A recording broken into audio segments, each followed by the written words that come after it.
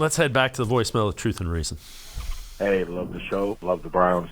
Just watched the show tonight. I listened to a caller say he was sick and tired of so-called Browns fans blaming owners and coaches. And then didn't he just turn around and blame Joe Woods? So why stick up for Stefanski and Haslam, right, if you're going to blame Joe Woods? Come on, Browns fans. We just got to do better. Ride it out with this team. I hope that better things are on the horizon. You know, we can only hope. We get D. Watson back in a couple weeks. Hopefully our defense can step it up a little bit, and hopefully a little bit of a better offense will mask a little bit of the defensive problems. Go Browns.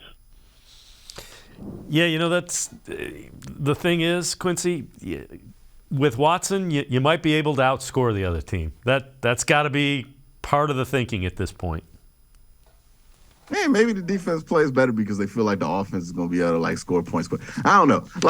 At this point, we just mad, right? To that caller's point, I feel like people are just mad, and they're just expressing their anger and frustration for the team being 3-6, possibly looking 3-7 in the face. Nobody wanted to be back here, so everybody's mad and pointing fingers here. But it's important to remember, as much as it feels like we make the decisions as fans, we don't.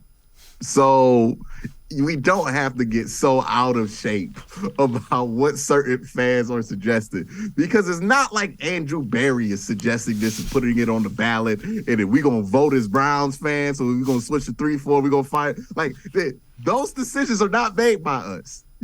We have very little input, if any, in those situations. So it's important to remember that. Look, we love to argue about these things, but try not to get too bent out of shape about it, because ultimately this is not something to where even if you do change somebody's mind, it matters, because the only person's mind that's going to be changed or affected or swayed, Jimmy Haslam, Andrew Berry, Kevin Stefanski. Those are the three minds that really matter on this team. Maybe some key players in the locker room, but ultimately what we feel and argue about on Twitter is not going to change anybody's minds in the front office, because they probably don't know we exist. And I'm not saying that to say you should have an opinion. I'm saying that to say, hey, sometimes we don't need to get too bent out of shape. People just mad saying stuff, and we got no power on it anyway. So we don't need to get super upset when somebody says something, quite frankly, that's ridiculous, right? I've seen people get mad at people suggesting that we should trade Myles Garrett. And that is a ridiculous suggestion.